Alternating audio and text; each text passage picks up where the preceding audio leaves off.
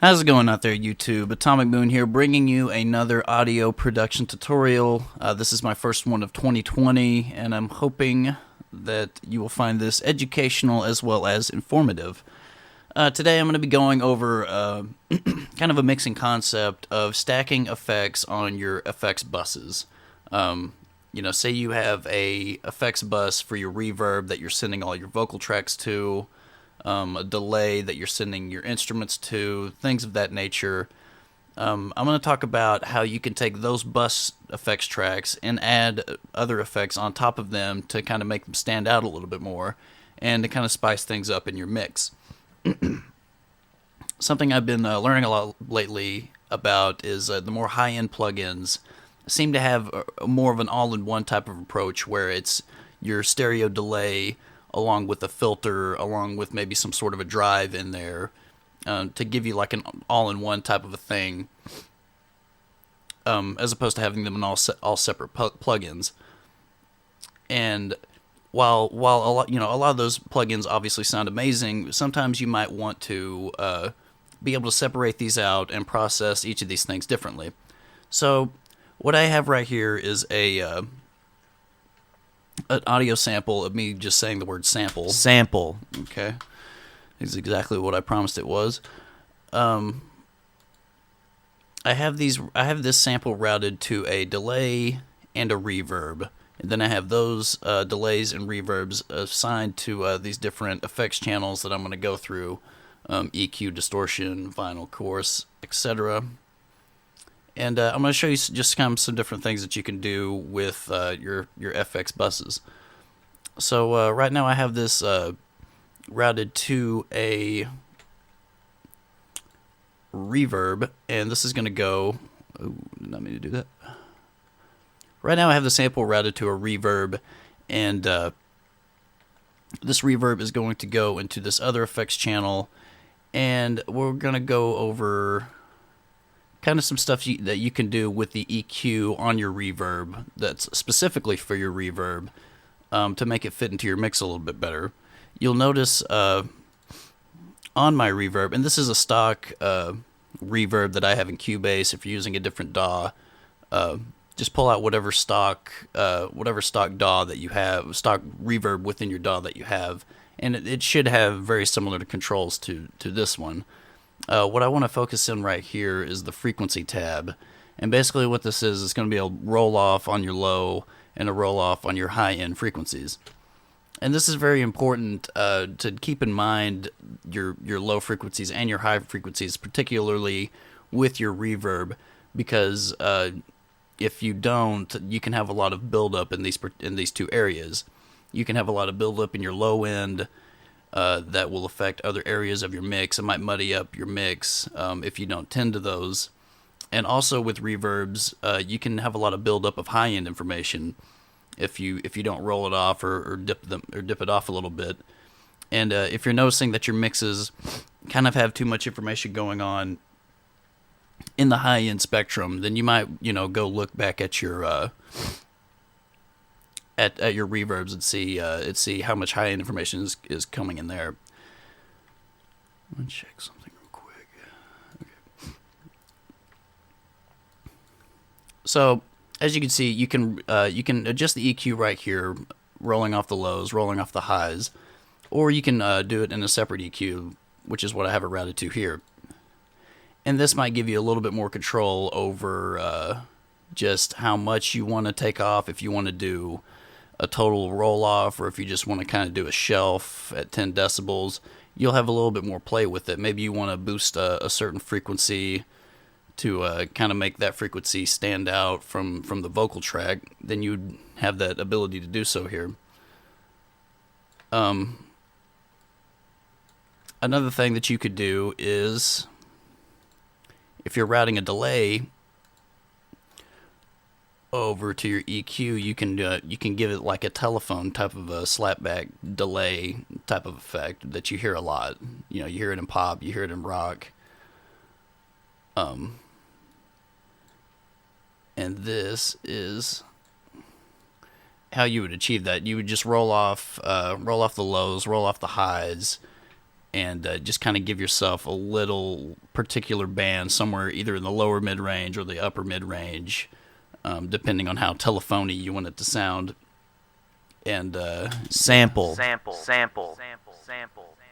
You know, if I take that off, sample. and then put it back Sample. in, and it'll give you different tonal qualities if you use a lower. Oh man, if you just move this lower into your lower mid range. So moving on from that, something that I love doing in all aspects of mixing, if I'm mixing vocals, if I'm mixing drums, synths, basses, everything, it's always fun to just play around and throw some sort of distortion plug in at the end of it, and just kind of see what kind of sounds you can come up with. This is Camel Crusher by Camel Audio. It's used a lot in electronic dance music and really all forms of music. It's just a free, very simple distortion plug-in. I use it as a limiter sometimes, but you can just kind of cycle around with the presets and come up with some cool sounds, and then adjust them from there if you would like to. Sample.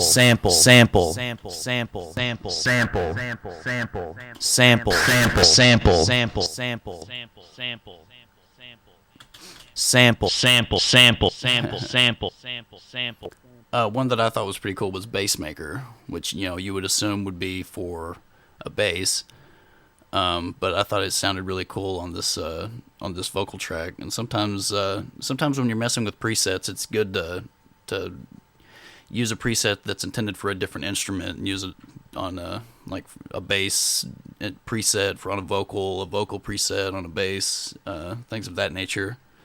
And just kind of see what kind of different sounds you get. And I could turn the original sample down and just have the effect playing. That might be like a good kind of ad-lib something. Here's what it would sound like if it was just the delay or the reverb.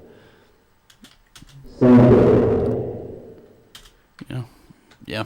I feel like that could be, something used as an ad-lib in a hip-hop song or some sort of dance, something, I don't know. Whatever you want to use it for. If distortion is a little bit too heavy for you, maybe you would want to go more of a vinyl route. I know with the rise of lo-fi and the rise of ambient music in general, there's a lot of tape emulation plugins out there, a lot of vinyl emulation plugins out there, and there's a lot of pretty good free ones. If you take the time to kind of research them. One that I use fairly often is Isotope Vinyl. This is a free plugin. If you go to the Isotope website, you can download it. You'll have to give them your email address, and they'll send you a serial number to activate it, but it's totally free. You can get a lot of interesting sounds with it. So this is what the Isotope Vinyl sounds like. I've got the year on 1960. That's kind of an in between on how old you want the vinyl to sound. So Sample. And as you can tell, it's kind of giving you a little bit of that telephone effect. It's giving you a little bit of drive, although not too much. The drive's a little bit more subtle, and that's why this might be a better alternative to using a distortion box. What I really like about this plugin is the spin down feature that it has, and this would be a really good effect to use at the end of a song or in some sort of transition. It's just kind of the effect of a record slowing down and coming to a stop. Sample. And it's like one of those just instantly recognizable type of sounds. You could also get that same sound by just detuning and pitching down, but this also slows it down as well as pitching it down. So I think it's very convenient that just one button right there. Sample.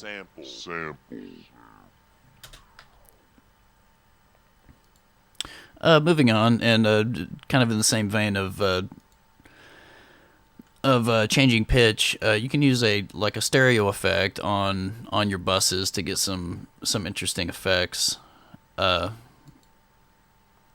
This one I'm using right here is Blue Cat's Chorus. This is another free plugin. It comes in an entire free plugin bundle that Blue Cat put out, and the plugins are fantastic. I really like this Blue Cat's Chorus.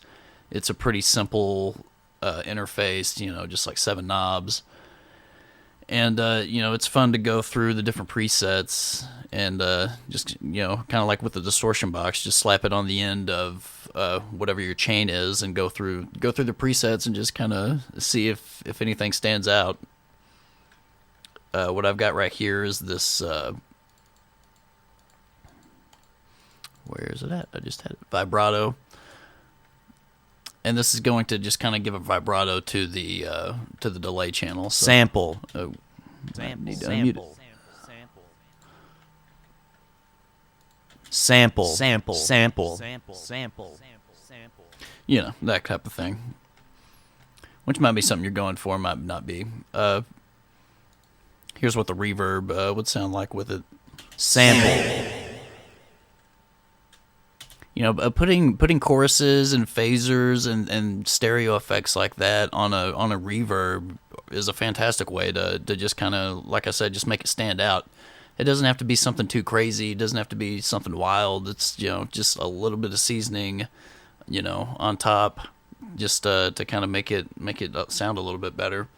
And a lot of production at the end of the day is just making these small decisions, these small changes, one by one, and then at the end of it, they all add up to something really good. And like it's all about experimentation at the end of the day. It's all about just trying new things, learning new things, applying new things, and just seeing that the sky's the limit when it comes to what you can do with your effects. And it doesn't have to just stop at the effect. You can further process an effect after you've already put your effect on. You can have your delay go into a distortion, going into a chorus, or even going out of another delay into another reverb. I mean, just the possibilities are endless. And if you don't have access to the high-end plugins, just know that you're not missing out on anything by only having your stock plugins available to you.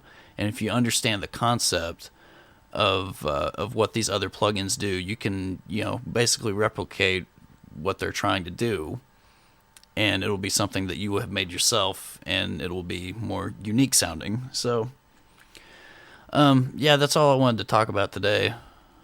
Like I said, hope everybody's year is going great. I'm looking forward to making more of these videos in the future.